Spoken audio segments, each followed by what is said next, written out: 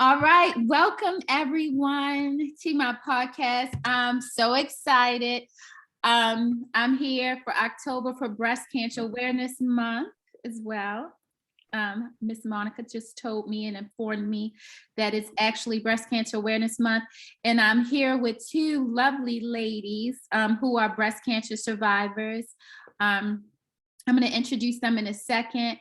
As you know, I wrote a book called I Choose Me, and in that book, I am talking about surviving tragedy and overcoming things and not allowing it to stop you from living in your greatness and manifesting your power and strength as a woman. So what better than to show two amazing women who have done just that.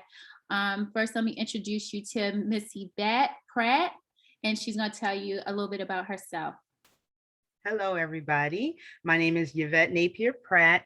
I am 53 years old. I just turned 53. I am a breast cancer survivor. I'm also a mother of two. I have a 17-year-old who's graduating from high school, and I have a honorary daughter who's in college now for forensic science. She lives with me. This is actually my niece.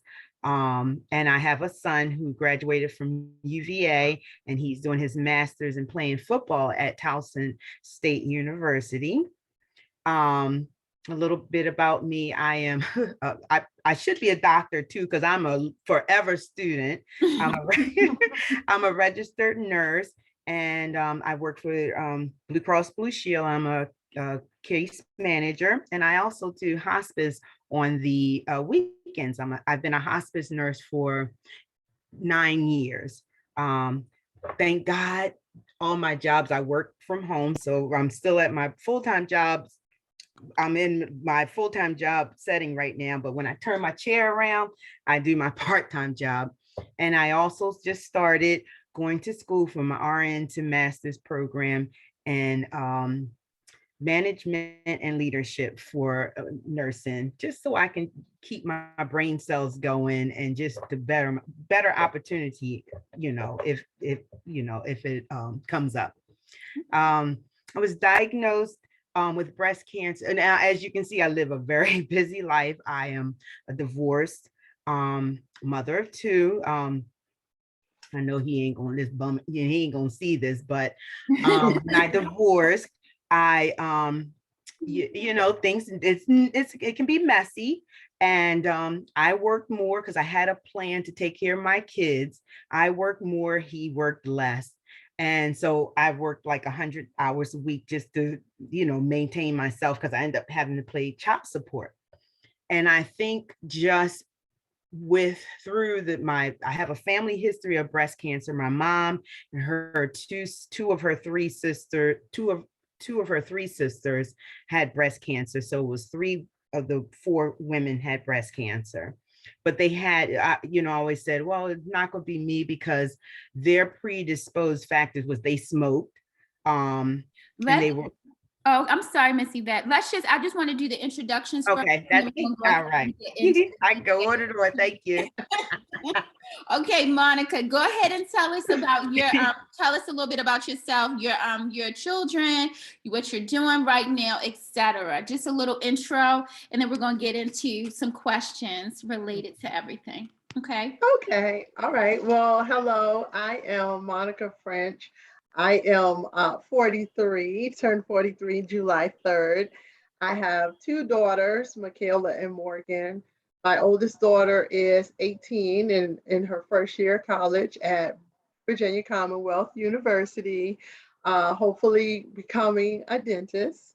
And my youngest daughter, Morgan, is 11 and she is in 6th grade. So she is now starting middle school after being virtual for a year and a half. And I am currently a marketing teacher for Richmond Public Schools and pursuing a doctoral degree in K through 12 school leadership. Okay. All right. Thank you so much. So Miss Yvette was getting ready to speak and tell us a little bit about her journey through breast cancer. The reason why I wanted to select these women is because I know so many phenomenal African-American women. I just know so many of them. And what caught me with both of these two ladies is the fact that they always have smiles on their faces. What they went through with breast cancer, you would never know. It doesn't show on their sleeve at all. They're amazing. They're always laughing. I'm always smiling, enthralled. So when I knew Monica would happen with you, but Miss Yvette, I was surprised to see when you revealed on social media too that you had also been dealing with breast cancer. Since you went ahead and got started a little bit on it, go ahead and share your story, your journey about how it was for you with being diagnosed and so forth. Oh, let me just start by saying Dr. Wilkins used to babysit DJ. Remember when we grew up, I knew her mom is the smartest nurse ever. She orientated me and she mentored me, the smartest nurse I know. I just wanted to start by saying it, and she knows I always tell her that. But I just was diagnosed in 2019.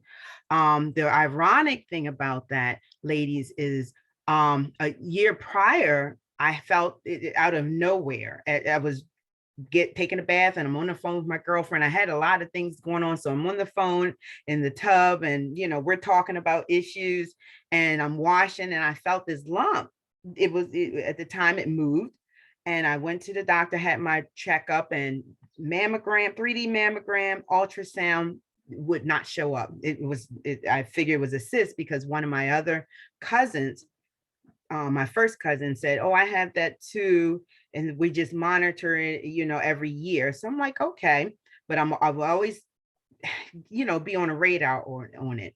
So I just started noticing it just started getting harder and harder, despite it never showed up on ultrasound, never showed up on the 3D mammogram. So the next year, when I went for my annuals, there it was, I was telling my GYN that this lump, because it showed up after I went to her and after everything. And immediately had the mammogram, which went the ultrasound to that confirmed it was breast cancer, had the biopsy that showed it was breast cancer, had the MRI that shows it was stage 1 ductal carcinoma. So they did the biopsy and just moving forward, immediately we started with our treatment plan. I chose the mastectomy because I said, with my family history and because once the cell moved out of the ducts into this tissue, right, it started moving faster. So I'm like, just, go ahead and take it out. So I ended up having a mastectomy and I had 4 months of chemotherapy. And then after my chemotherapy, it was over in January of 2020. You're right. Yeah, to 2020, I had started my reconstructive surgery. So I did the flap. I chose to have my tissue for the reconstruction. So I ended up having a flap, which is my tissue and it's beautiful. And I ended up having revision with it. And you got the nipple. I had nipple reconstruction and nipple tattoo. So my reconstructive my breast area is beautiful. I don't have any feeling, but it is beautiful. And through the whole journey, it was a challenge. It was a challenge because chemotherapy wipes you out. It kills good cells, it kills bad cells. But my affirmation to myself was to stay positive. I had a slew of friends and family that helped me out along the way. And it was, as hard as the journey was, it was a good experience. I never was sick through the journey. I always hydrated. I drank ginger tea all day. As soon as I wake up, I just sip on ginger tea. And my thing was I went dancing because everybody knows I love to dance. Every night before chemotherapy, I went dancing. I don't know what it was about it, but I always went dancing until I couldn't do it no more. And then, once your immune system is totally wiped out, I could barely walk the steps. But the whole experience, I mean, like I said, God chose me I wouldn't change it for the world. It really changed my whole outlook on life. Anything bad or negative in my world, I forgave because Yeah. God forgave me and gave me a second chance. So so what I do is I teach people come up to me and like, how do you do it? What's going on? And every day, and you probably know, Monica, once you get diagnosed, all of a sudden it's like you have this sixth sense that so many people are diagnosed with breast cancer and they come to you and they're like, how did you do it? I'm diagnosed. It's the end of the world. No, it's not. It is not. This is here's to new beginnings. Yeah. It's a new beginnings. You really, it changes your out. I mean, am I perfect? No. I have to, there are a lot of things I have to work on. It's a mind, body, and spiritual journey that I'm walking right now. And the whole thing is, second chance is almost like a clean slate. And I really try to learn. The type of cancer I had was a triple positive. So it was estrogen, progesterone, and HER2, this type of antibody. So my thing is, what can I do to prevent this type of cancer from returning? Mm-hmm. And it goes beyond tamoxifen, which is the estrogen progesterone blocker. What else causes estrogen to build up in your body? Fat cells. So now I'm really working on my weight, stress, cortisol, that causes estrogen to build up. What you eat, food, people go natural. Soy has a lot of estrogen in it. So you really got to be careful what you eat. Alcohol, the wine, I'm working on that. But I'm working. I'd rather get rid of weight than get rid of wine. Okay, Right. but limit.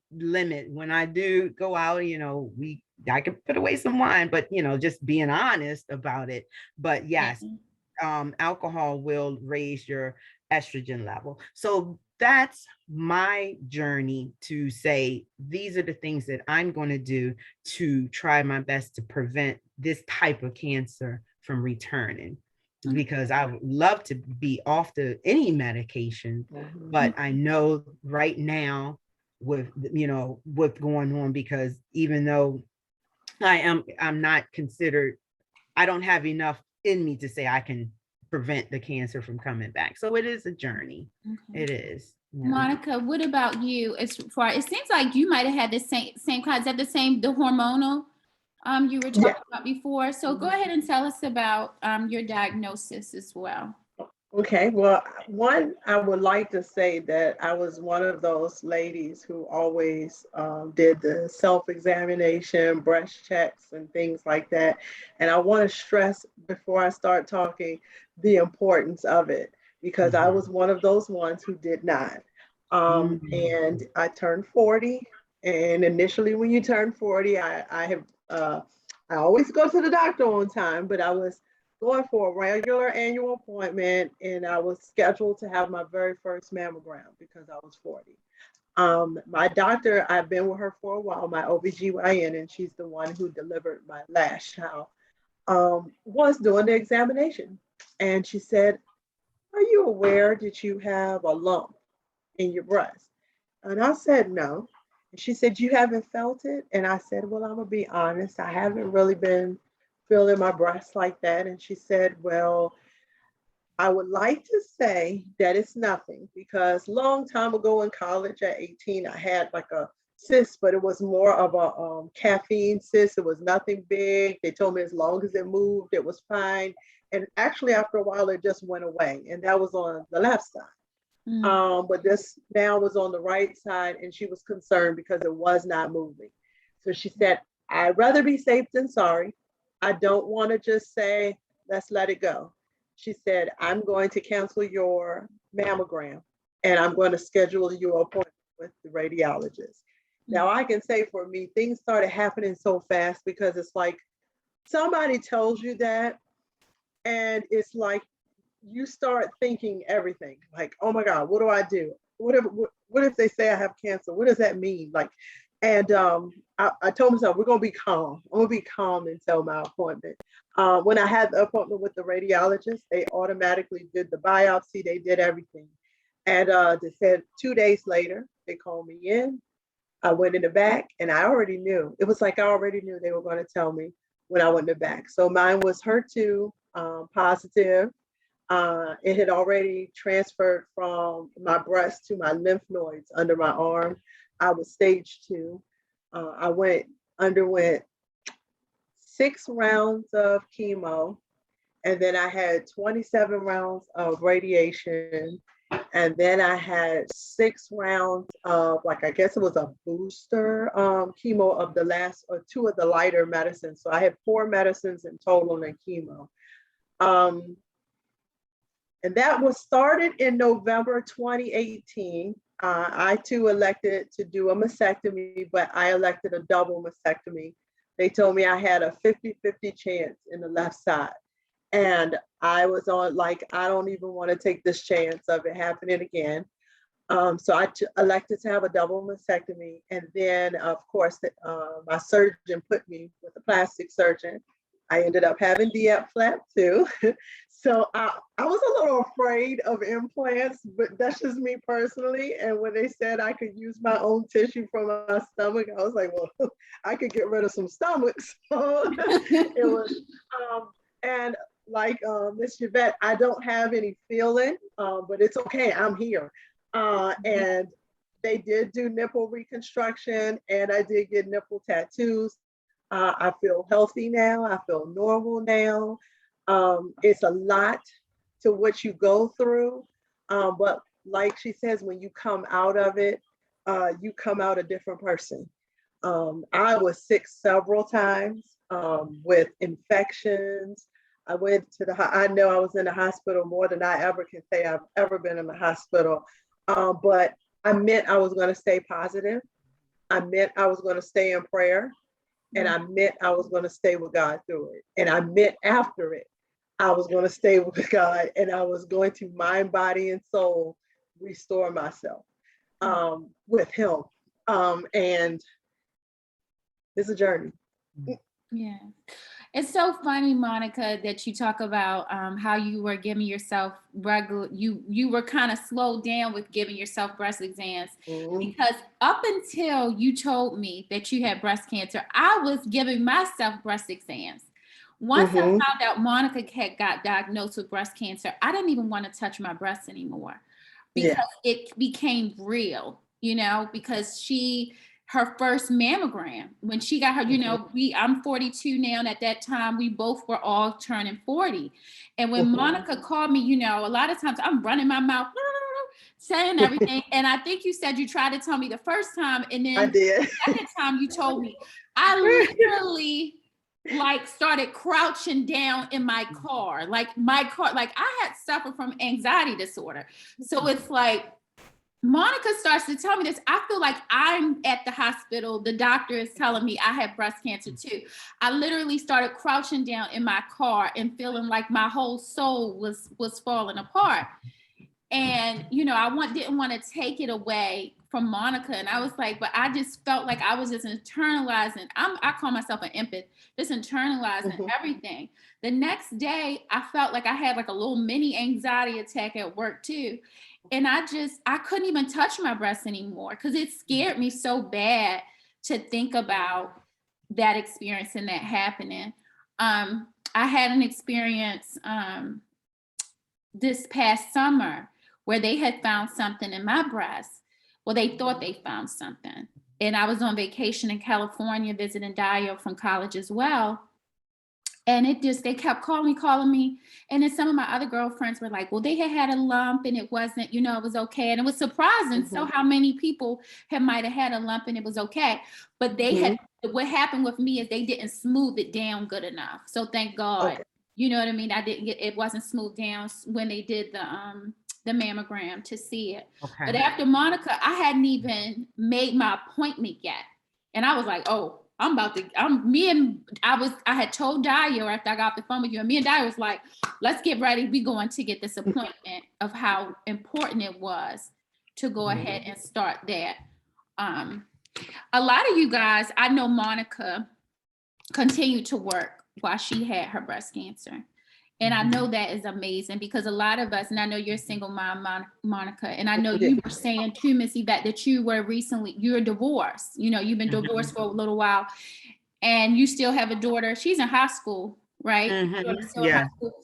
How was that with maneuvering, with telling your children? How was that if you continued, I don't know if you continued to work while you were going through it. How was that as a mother and juggling all these things that you're juggling with the breast cancer and so forth, Miss Yvette? Yeah, well, you know, when I was diagnosed, when I got the results, I was actually sitting here working, and it was the day after 4th of July, because I took the babies, I call them my babies, they're always going to be my babies, took them to a hotel so we can, you know, near Arundel Mills, we can watch the fireworks and swim and stuff like that, because it was a rainy day. And I came back to work because we checked out the hotel, it was July 5th. Came back, so I don't know, it was a Friday or whatever. Came back and the doctor called me, and I'm, you know, on the phone, and he was like, "Hi, Miss Yvette, Miss Pratt, you have breast cancer, and somebody's going to call you in a little bit." Oh, so they just like that. Yeah. So naturally, you know, right? This was the radiologist. So don't even want to say the hospital, but this was the radiologist. So of course, you know me, I'm chair spinning, I'm screaming and crying and hooping and hollering. So then they came downstairs and like, "Well, Mom, you know, what's going on?" And I'm like, right now I'm in a panic. I have breast cancer, you know, so they're screaming, hooping and hollering, crying too. Then after that, it was almost no more tears because I had to get it together. During chemo, I knew I couldn't really work because, you know, from just listening to people talk about chemo, it wipes you out and everything. And I have a productivity job. So, you know, I'm sure they wouldn't want to hear the, you know, I'm tired, I'm sleepy. So during my chemo from September to January, I didn't work. You know, I took my short-term disability. But as far as the impacting the kids, they were great. You know, my daughter and my niece, they did all the cooking. My daughter changed all my bandages because, you know, from the surgeries, how many drains, Monica, you have, and you're literally at the mercy. Your mom came to help me from a couple times, Tanya. You're it's the most humbling experience. You're at the mercy. And you know, because I was positive, it really helped. My son was away in college, so I didn't want to, you know, he played football on a scholarship, so if I didn't have any problems, he, you know, didn't need to be involved with too much. We were home by default during the pandemic.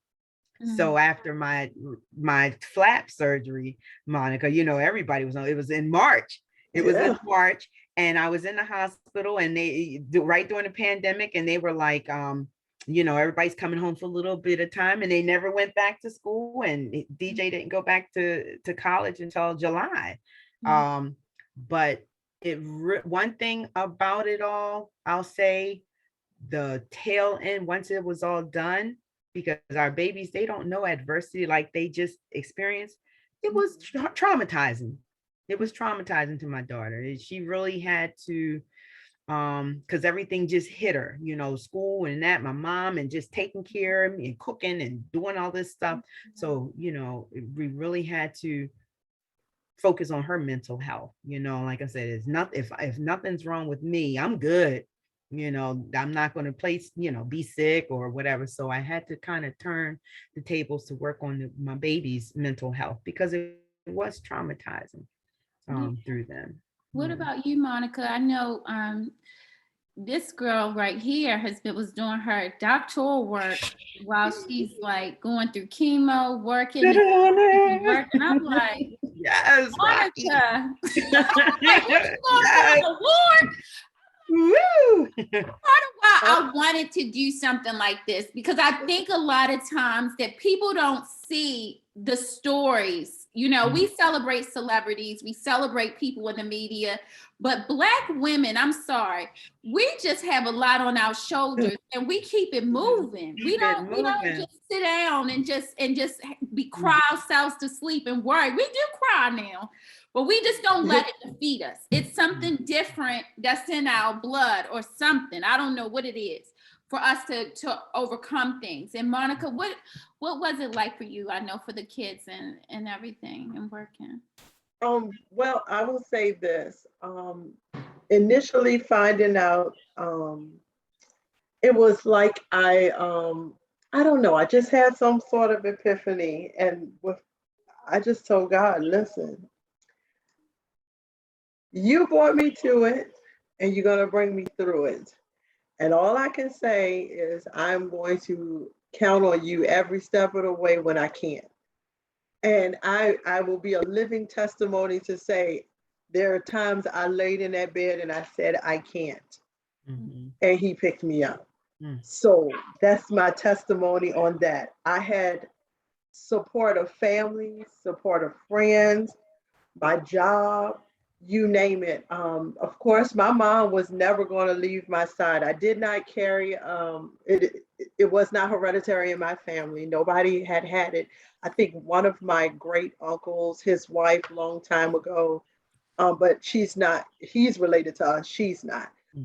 So literally, this was something new for all of us. But I didn't want to keep it a secret. You know, it was a thing where I expressed it. I told my job, and that's the first thing they asked. Do you want to take time off? The doctors asked me, and I was like, no, because if I stop, then all I'm gonna do is think about where I am. All I can do is keep pushing.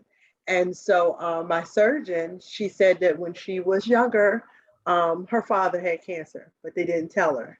She was like 8. And she said it was hard for her. And she really offered, she's the best surgeon ever. She offered to talk to Michaela and Morgan. If they didn't understand, they needed better understanding, she would do that. Because at the time, Morgan was about 7 and Michaela was a little bit, she was in high school. But when I called their father, he said, say no more. I'm coming out there. And he lives in New York. So he said, I'm coming out there. We'll sit down and talk to them together. And we're going to work through this together. So he was super supportive. Every time I had chemo, I had kind of mastered stuff where I knew if I had chemo on Wednesday, then Thursday I could go to work and Friday I could go to work. But I had Saturday and Sunday to lay down the whole weekend. I couldn't go nowhere. I couldn't do anything because by that time it just wore me out. And then I would possibly have to take Monday and Tuesday of the following week. The school, I just gave them every one of my chemo appointments. They said, Ms. French, don't worry about nothing. Like if you can't come, don't worry about it. We have people in place and everything like that. So super supportive. And he would come out the weekends that I had chemo. He would come out here and he would take the girls so that I could just sleep the whole weekend. But the girls were super supportive, even with the surgeries, healing process. They helped me squeeze those drain tubes, help me get washed. And Miss Yvette is right. You are humbled because literally at times they had to change my clothes for me or wash my back or help me, wash my hair. And when I lost when my hair started falling out, they were still saying, Mama, you're so pretty. You're so pretty. And I'm a queen of wigs and weaves at the time. And so, you take it off and I would put my hand in my hair and just like globs of hair would come out. And I said, I'm going to go and get one of my friends to cut it and shave it. And they said, okay, whatever. And ended up one of my god sister, I think she was a little nervous. So she was trying to let me save it. I said, oh, it's no saving. So I had a coworker who his sister had cancer and he knew what to do. He said, I got you. So he balled the head. And then I felt kind of cool. I was like, oh, okay, this works. But, just going through the process, the support that I had, I think also helped me. And God puts people in places at the right time. Every chemo treatment, I was never by myself. My mother was everywhere. She's not going, my mom is the mom that's not going to let me do anything by myself. But I had friends that I didn't imagine, line sisters that I couldn't imagine that were showing up and sitting through the whole treatment. My first treatment, my port didn't work, it was clogged. So they literally probably stuck me, I know, at least 5 or 6 times trying to get it, and it wouldn't go. And my surgeon said she has to have it. So they ended up having to do it through my arm. It took them about maybe about an hour and a half to 2 hours to even get me started. And at your first chemo, you give your first medicine and then you have to wait for a few minutes to see how you're going to react. So I was literally there probably up until 6, 7 o'clock that evening. The ones that showed up did not leave. They sat there the whole time and just talked to me and made me think about other stuff and things like that. So I always say the support and the support groups. And I pledged that when I made it through and everything was okay, anybody who came to me that needed that support, was scared because they thought they had cancer or either found out that they had breast cancer, I was going to offer that same support, whether I knew you or not. We're going to know each other through this because we're going to help each other out. So I've literally talked to a couple of people since then because it is a lot. It's things you can't explain. I probably couldn't explain how your body feels when it hurts. And there's nothing you can do about it, except pray to God. And he would pull me out every time. And he's doing that for all these other lovely women who have to bear this and bear through it. The thing that's correct, you talk about the people coming to you, Monica, they're coming to you because you are such an amazing person. Monica has been there for me for so much stuff in college. It's unbelievable. Like I can name like a million things. And her mother is so beautiful. I always say she looked like, Whitney Houston. She's this beautiful woman, and her whole family, when I was in college, embraced me as if I was their own. I remember it was time when I was sick and Monica came and I'm falling all out in the lobby and I'm like, I'm sick and Monica come and she treats me and she takes care of me and she takes me to the room and helps me walk to the room and she's like a mama bear, so mature. We're like, I was in college, 17, 18, put me in the bed and she got sick. She caught my cold and couldn't even go to her classes and had to take time. Her mom had to come back. When I had pledged, when I did my sorority, Monica gave me the money to help me do my sorority.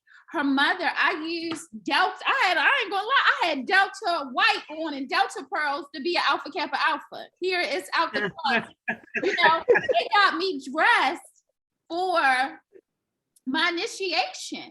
You know what I mean? I went over there and Christ was always in the back burner. Her mom was waking us up at 5 o'clock in the morning to go to church. So, when you're in college, all you do is sleep. And, if you're not in class, you're like, I'm going to bed. And I'm getting over here on Sunday and we're spending the night. And her mom is like, and it ain't no choice, honey, about if you go to church. It's you going. So after church, I literally would be knocked out on the good sofa, on the good plastic sofa in front of everybody, just sleeping. Her mom would not even bother me. Yes. I don't know what kind of proof I had to just sleep on somebody. As soon as you walk through the door, I think they would see me just spread out on the sofa and I'm a guest. And they just embrace me. And I think that's why you got so much support and love that you got from your friends, Monica, because you already have put it out there. You always was like that. So only thing you were getting was what you put out there, which was a blessing. Yeah. And I love how your a Boogie, your kid's dad, he helped you. She talked a lot about how he was there and supportive with you through this process, which I think was so beautiful, because I think sometimes when we have these relationships and then we go through this anger mode and this fighting and different things, to be able to communicate is so important for your children and be there for one another, because the common bond is the children. And that's what's the most important, is being there. And both, you know, when we think about when we're children, we want our parents, they don't have to be together. If that's not healthy, then that's fine. But working together for the greater good of the kids is what matters. And that was nice to see that happened for you, Monty. Yeah. Yes. I know one thing I noticed, Miss Yvette, is that I had just all of a sudden, when I was watching your videos and looking at your social media, I just was seeing a sexier version of you. Like, I just was seeing a lot of like you said, you were dancing. I was seeing like a lot of like waist, hips, and, you know, body and all of this stuff. So I was just like, oh, something going on with Miss Yvette. So when it's like, this is how you're behaving, you're behaving while you're in, I'm thinking, honestly, now that you're giving me the timeline, I'm thinking this is around the time that you had cancer, that you was up here doing this whole sexy thing. So where were you getting that from? What was giving you this outlook and this, you know, to want to just have this whole, because it was like a whole new image I felt. I don't know. Oh, well, life, second chance at life. You know, like I said, my mom, I remember, and just a little backstory, long story short, I took care of my mom when she had cancer. And before I was a nurse, I didn't know she was advanced. So I don't know what type of cancer she had, but I do remember I was in nursing school and reading the notes. The size of her cancer, the size of her tumor was like the size of a lemon, and she hid it. She didn't tell me, despite her taking care of her oldest sister, my aunt who passed away. She had a little longer of survival because she had her mastectomy early. So she was afraid, right? So it advanced to the point where it was stage 4, and it wasn't curative. It was just palliative. And I didn't realize that. And I watched my mother, and like I told people, because I didn't know about when enough is enough, do hospice. I watched her go through chemo and just the bone pain and just the way that the medical field treated her when you didn't, So and like I say, I still have nightmares, because she was just a great woman, and she deserved to, her final days to be a little more with dignity and pain-free. I didn't know that. So, and she was in her 60s. Everybody was in their 60s and 70s. So just saying, knowing that, okay, I'm going to get through this. That was my affirmation. I'm going to get through this. I'm going to beat it. Immediately after the tears stopped, and so I just celebrate life. So yeah, I'm going to be my friends, when we go out, they're sitting there waiting for me, because I'm celebrating life. Sometimes, don't you know, Monica, you can be something, and then all of a sudden you just stop in your tracks and be like, I just got a second chance at life. You're like, oh, you can't stop it. You can't stop the tears. It's just a celebration, because I have several friends, my age group, maybe some younger, some older, that didn't make it in this whole span. I have one of my friends who came over. She was going through and came over to help me while she was dealing with her reoccurrence, and she didn't make it. So yeah. What about you, Monica? What do you do? Because I know I'm going to tell the truth. I don't know if you want anybody to know this, but I asked you before what you don't want to talk about. And I sent Monica for her birthday. I'm still waiting for my picture, You don't get your picture. Yeah. I'm still waiting for my picture, but I sent her some lingerie or whatever. I wanted to see something sexy to get that sexy back. So what are you doing to work on your sexy, Monica? And that's the thing. I think that, I will be so honest when I say at one point, I think I lost something in me. I always have been, it's just my natural personality to be like a happy-go-lucky, flirtatious lady that just liked my body. I mean, Tanya knew when I came to Union, everything was about flaunting. And of course, getting older, becoming a mother, body changes and things like that. And then here we go with breast cancer. And I always was a heavy endowed lady in the front. And the plastic surgeon asked, he said, "Do you want to go back to that size?" I said, "Heck no, I want to look like those Baywatch girls. I will be running on the beach, with the little bikinis when I get my body right." And he thought it was so funny, but I was so serious. And I think that, because I'm challenging myself, mind, body, and exercising has become one of my things to just keep me happy, keep me going. And then like now I'm starting to see results. So I'm coming into I call it my grown lady body, my grown Mhm. lady body, and accepting, it was a little hard for me at first, accepting my breast, because I was so used to what I had before. Yeah. So that was one of those things that was adjusting for me. And I think for me, everything it felt like everything happened so fast over the last 2 years that I didn't have a time to process it. Mm. And then like now that I sat down, everything is all over, and you're coming off the end. It's like now I'm processing. And so now I'm moving through that. It's just like Miss Yvette said, it's like second chance, like the sunshine different for me. Like you see the sun out the window, y'all just see a regular sun. I see, oh, new life, rebirth. Oh, get your sexy back, girl. Like I see all that now. So I did not take any trips this summer. And all I could say was when it hit and I started taking trips next summer, y'all better watch out.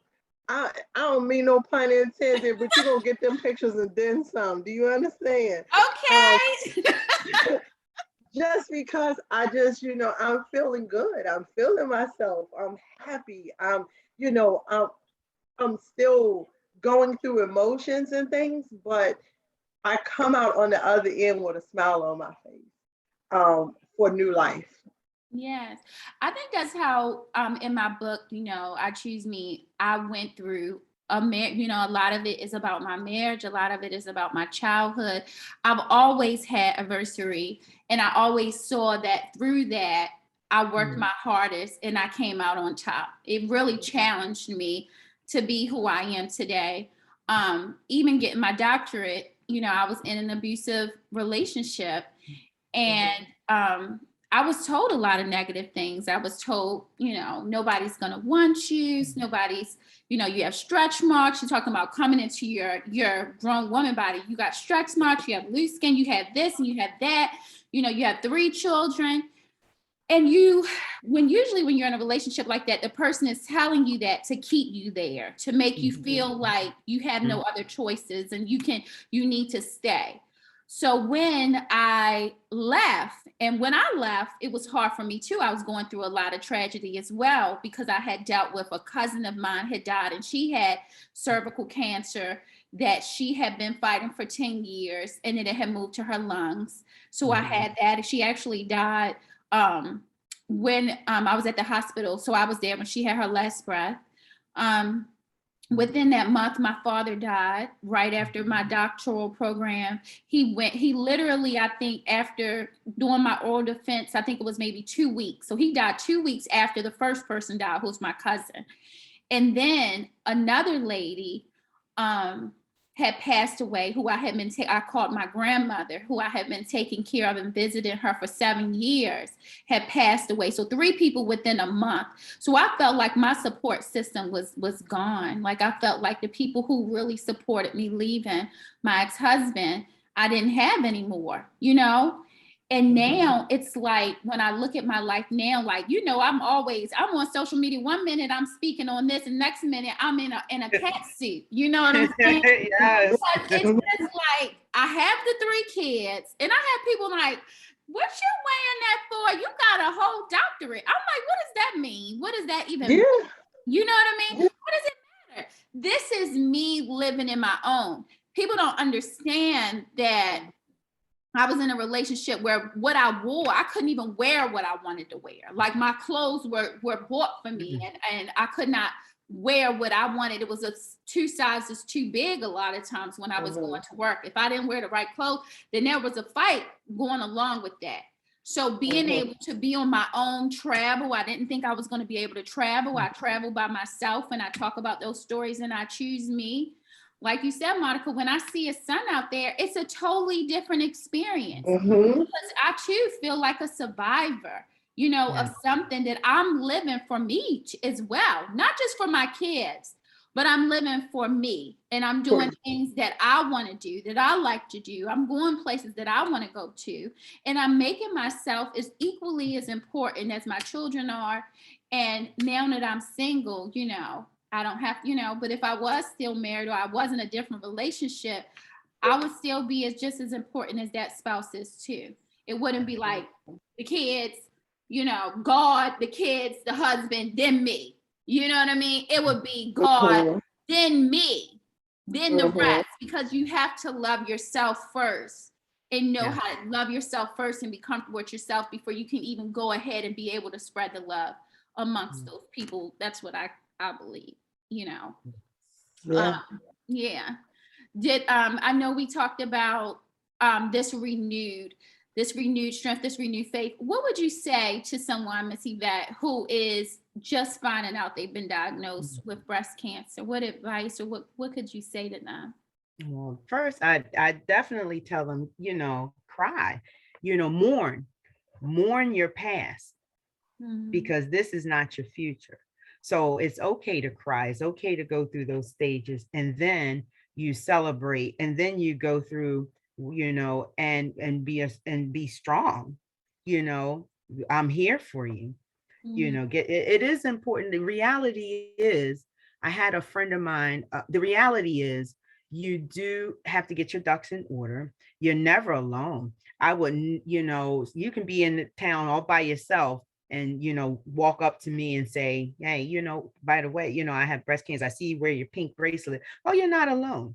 Oh, I'm going to be there. So don't think you're alone, and God is going to walk you through. He has never left or forsaken you. He has not brought you this far to leave you. And people don't understand, if you look back, hindsight is, God prepares us for these moments. I've always been a hard worker. I've always worked 2 jobs, and I bought my first car when I was babysitting, and stuff like that. So I took care of my parents, both my parents who passed away. I worked at UPS for 6 years while I was in school, until I got pregnant with DJ. So God, in hindsight, God has prepared me to be strong. So why stop? If you look at your life, if you just, like you say, everybody has a testimony. You have a testimony, Monica, you have a testimony. If you look back, why stop being strong now? You got this. And really, you got this. Keep praying, keep being positive, keep that positivity is a medicine. It's like Zofran for me, for nausea, being positive, because once that, and that's just with anything. I try, my new thing now is if I think about something weird or crazy, I won't say it, because once you put it into the universe, then it's out there to infect you or anybody around you. So, speak positive into your life, speak healing, and speak and claim whatever you want, and put that into the universe. And that's what I tell people. Yeah. What about you, Monica? What advice would you give to somebody, especially with you, 50 years old is young as well, with your first mammogram, somebody who's getting the first mammogram? What would you say to that person? Oh, Well, I think I'm on the same lines of being positive. One of the ladies from my mom's women's ministry, she went through it too. And when I found out, she told me, when you feel like crying, cry. When you feel like screaming, scream. When you feel like yelling, yell. And when you feel like you can't feel like it no more, just don't. And it sounds very, but it was so true. Mhm. Allow yourself to go through all emotions that you need to go through, but stay positive, because either way, get it all out, and then you come back and you say, "I'm going to do this. I can beat this," and you know, find something you that you like to do, Mhm. and do it. Like, make that a part. Miss Yvette, she was dancing. That she liked to do it. It brought her positive energy. It made her happy. And look at that beautiful smile. So she, as soon as I said it, she's like, "Yeah, I want to dance right now." you know, Yeah. I'm the. I found hobbies through it. I'm never that good at journaling. I say that I'm going to journal, and then everybody's like, "Well, you should journal. You should journal." I say that I'm gonna do it, and I never do it. However, I'm a quote person. I love quotes. I Mhm. love, and not even necessarily quotes that's coming from, everything, we always look at quotes that you see from Rosa Parks or Malcolm X or all of these people, but sometimes your friends will say something that they don't even realize that's so Mhm. profound and you needed it at the moment. So one of my friends, Adrian to be exact, had sent me, and I got all kinds of gifts. I like crystals. They sent me crystals. I like jewelry. They sent me jewelry. Um, and this is a majority of my line sisters, friends, everything. But she sent me these cards. So I told her I just wanted to be positive and I wanted to stay positive.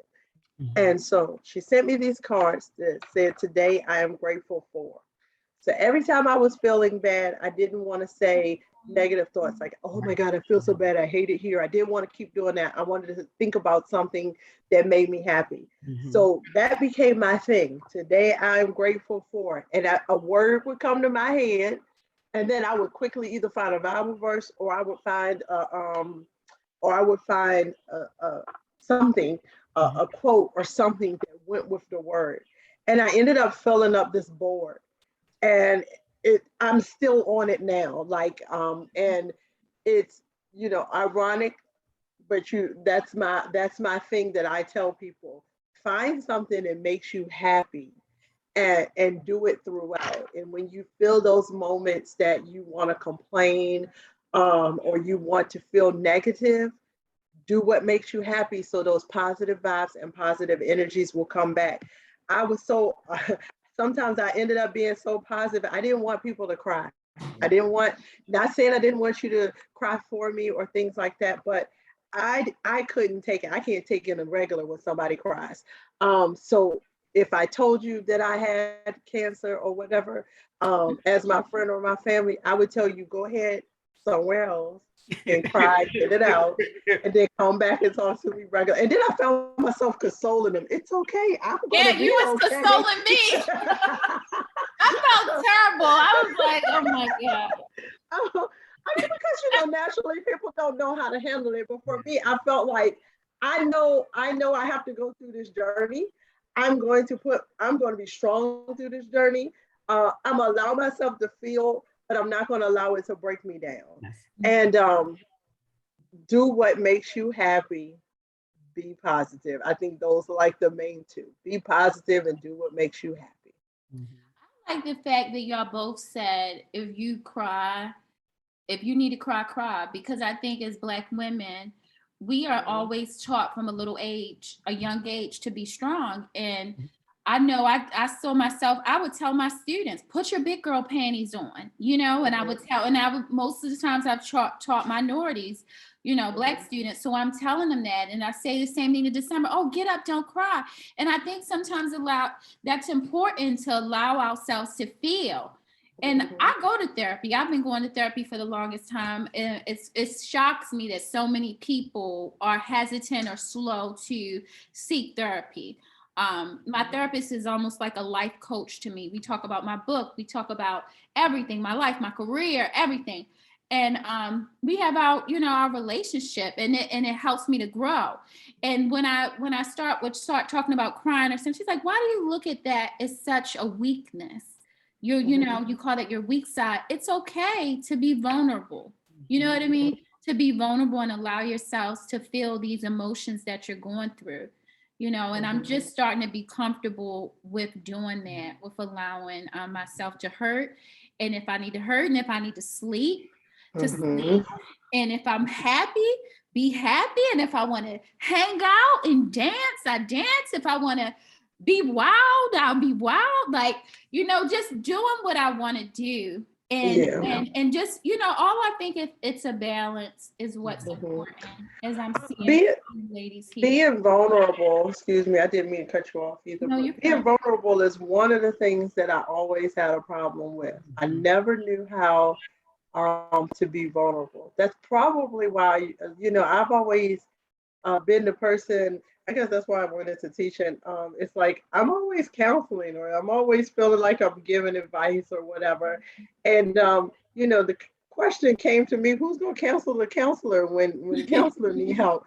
So I think that's why I used to tell people, don't cry around me. Go get your stuff together, because I know I'm about to have a moment where I'm about to break down, and I need you to be strong for me and hold me, pick me up. Some of the things that I would automatically be drawn to do for someone else. And it did, she even said, if you need to like call me and sit on the phone, we'll sit on the phone and cry together. You need me to scream, we'll scream together. And she said, and you know what? I'll ball my head again. And I'll walk. And she did. Who was this? Who was this? Her name is Miss Veronica. She goes to my mom's church. She did. And she balled her head like it was towards Monty? Yeah, like it was nothing. She had cancer years ago.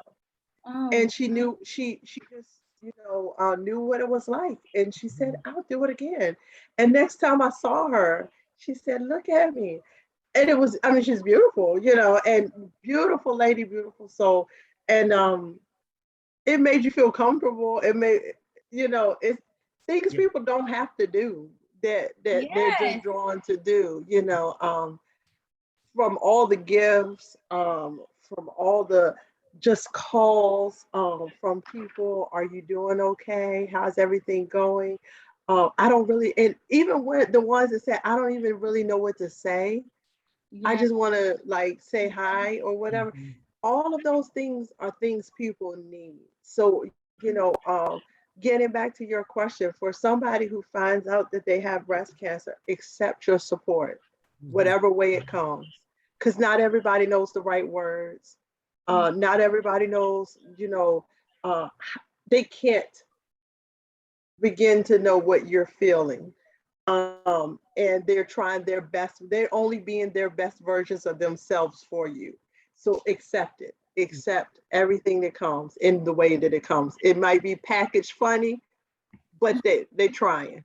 I cried with Adrian. I called Adrian once. I want to see Monica. I want to go, but I think I'm going to fall apart. I don't know what to do or to say. And she was saying what you were saying. Well, don't go if you're going to fall apart.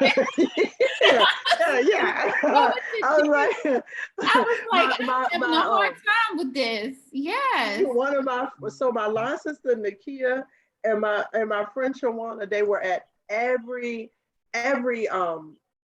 chemo treatment, and it was, I didn't even expect it, but they were there. And then Shawana has a hard time handling needles. So when it got to a point that they had to give me the booster shot, did you ever have that after the chemo treatment? Okay, because I ended up in the hospital, white blood cells went really low. So after this is when they said, okay, after your treatments, we have to give you this booster shot. So basically, it is so funny. I saw the commercial like a week before it happened. But they put this machine on your arm, and like in a few minutes of it being on your arm, it pops. The needle goes in, and then what happens is the needle retracts and this plastic piece stays. So it does not start to administer the medicine. It's like on a timer. So the next day, After your chemo treatment, like it's like I don't know how many hours later, but it's by the end of the day. I know every time it was around 4 something, I'm still getting my daughter from track practice.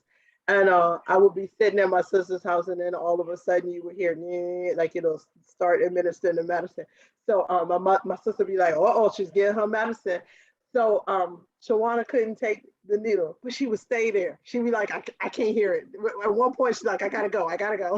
But it was just a point that somebody was there with you, and I don't like needles, surprisingly. And through this, I have had so many needles. I don't have probably any veins that work anymore except my hand, like this hand, and I think the side of my arm here. But again, accept the support in any way that it comes. Yeah.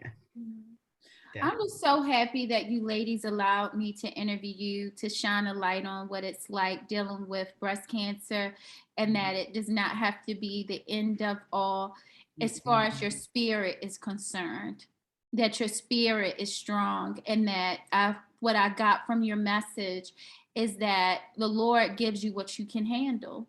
And it seems like he knew who he was choosing to be a representative and to show people that they can move on from this and they can live their life on purpose, meaning that they can live. And living is not just going to work and waking up in the morning and getting the kids dressed. Living is enjoying life, seeing places, going places, loving each other, accepting support, doing things you always wanted to do, dancing at night, dancing naked, wearing that lingerie. That is that is what it is, living on purpose, living in your full happiness. Yes. You know what I mean? Not to cut you off, but I just want to say, with us African American community, and I'm not a nutritionist, I'm just going from experience and just being a community nurse. African Americans, we are the ones that are getting cancer or breast cancer or diseases very fast. And my thing is, what are the things that are in our control? Mammograms, preventative medicines, that the things that, don't cost you anything, they're preventative. So they're included every year. Do little things like alleviate the stress, because and I know from just anybody, constant stress, the bear of being single mothers, the burden of that it's the internal inflammation that we don't see that gets our body. So do things to stop the inflammation on the inside, whether it's if you're going to eat chicken, organic, stay away from the hormones, eliminate stress, drink your water, take your vitamins, eat things. And I'm not a nutritionist, but, eat foods that have antioxidants, like our berries and things like that. Eliminate red meat as much as possible. These are the things that we can do. Walk, control our weight, eliminate that stress, stay away from them narcissists, all those things we can do. No energy and negative people. Yes. That's a whole nother podcast right there. Because I'm here to tell you, those are the things, because these are the things and that can, I truly believe the stress that I was so stressed prior to me from relationships and just working and stuff, that I started breaking out in hives. I didn't know it was looking like I was getting beat by somebody. Different areas of my body. Whenever I felt a stress or anxiety coming on, I'd start breaking out in hives everywhere, and it'd go away. So these are the things that we can do, to eliminate preventative measures. That I just always want to say that to anybody, if I can just take away. I'm 53. Yeah, I'm 10 years old. Well, yeah, maybe 10 years older. So I'm going into menopause. You don't have to be, if you can't get to the gym, you don't need a gym. You can walk, you can do.